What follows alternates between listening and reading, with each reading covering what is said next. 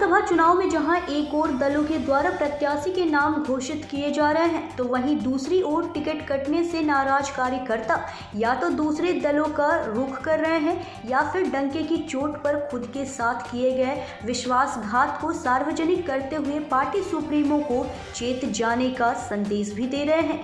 Ticket काटे जाने से दुखी व नाराज चल रहे लिट्टीपाड़ा के विधायक व झारखंड मुक्ति मोर्चा के कद्दावर नेता में शुमार स्वर्गीय साइमन मरांडी के पुत्र दिनेश मरांडी ने मीडिया के समक्ष कुछ इसी तरह की सिंह गर्जना करते हुए अपनी बात रखी। दिनेश मरांडी ने कहा कि हेमंत सोरेन साफ हृदय के व्यक्ति हैं जो बाहर से आए हुए कुछ दलालों के चक्कर में फंस गए हैं। उन्होंने कहा कि एक तरफ पार्टी विरोधी काम करने वाले चमरा लिंडा को पार्टी से निकाला जाता है, फिर शामिल कराकर टिकट दे दिया जाता है, लेकिन पार्टी के प्रति समर्पित परिवार के बेटे दिनेश मरांडी का टिकट काट दिया जाता है। दिनेश ने इसके लिए सीधे तौर पर विधायक प्रतिनिधि पंकज मिश्रा पर आरोप लगाते हुए कहा कि पंकज मिश्रा बीजेपी के लिए काम कर रहा है और वह हेमंत सोरेन से ऐसे काम करवा रहा है ताकि चुनाव में भाजपा सभी सीट जीत जाए। दिनेश ने चेतावनी भरे लहजे में कहा कि अगर इसी तरह चलता रहा तो झामुमो को न तो मतदाता मिलेगा और न ही नेता। उन्होंने अपने पिता की पार्टी के प्रति समर्पण का जिक्र करते हुए कहा कि उनके पिता ने 1980 के दशक में दिशोम गुरु शिबू सोरेन को निमरा से लाकर संथाल परगना में चुनाव जितवाया था, लेकिन पार्टी ने उन्हीं के पुत्र का टिकट काटकर गलत परिपाटी का आगाज किया है। खुद को झामुमो का सच्चा सिपाही बताते हुए दिनेश मरांडी ने लिट्टीपाड़ा विधानसभा के मतदाताओं से भी होशियार व सजग रहने की अपील की। उसको टिकट दे दिया, बेटा जाओ तुम बुढ़ियों से तुम ही लड़ो। लोबिन बाबू जो जन्मजात जेएमएम कार्यकर्ता है उसको नहीं देंगे हम लोग। 100% मैं बोलता हूं कि ये जो पंकज मिश्रा है कहीं ना कहीं भारतीय जनता पार्टी का इशारा में खेल रहा है और ऐसा काम करवा रहा है हेमंत सोरेन जी से कि जाके बीजेपी यहां पर सारे जगह से जीते।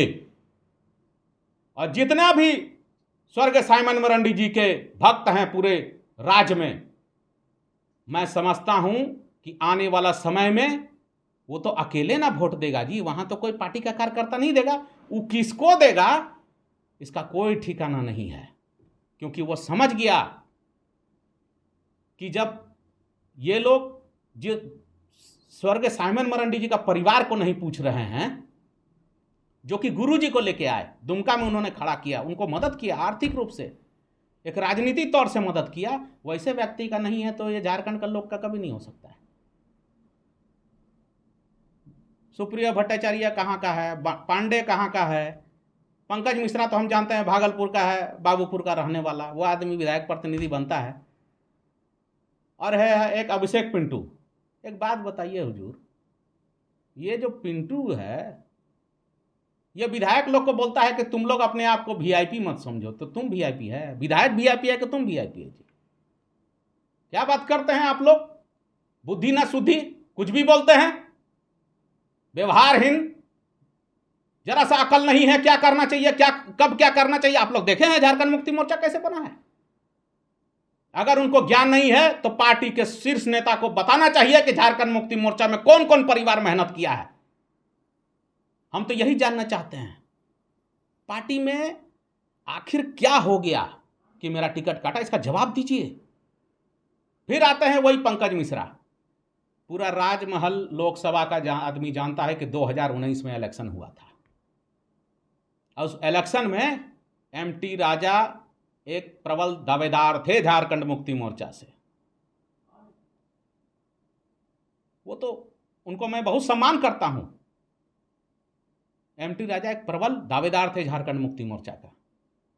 पंकज मिश्रा ने एमटी राजा का टिकट इसलिए कटवाया ताकि वो अनंत ओझा को जिता सके, वो बीजेपी का विधायक है, और एक ऐसे व्यक्ति को टिकट दे दिया गया जो कि हार जाए।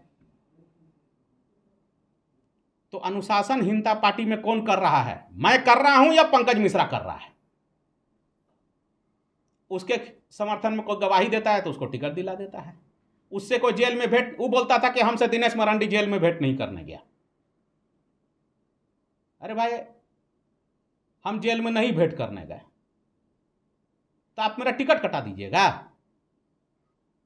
यही तो दुर्भाग्य है। झारखंड मुक्ति मोर्चा का कार्यकर्ता लोग जाग जाए, क्योंकि झारखंड मुक्ति मोर्चा पाकुड़ से सुदीप कुमार त्रिवेदी की रिपोर्ट।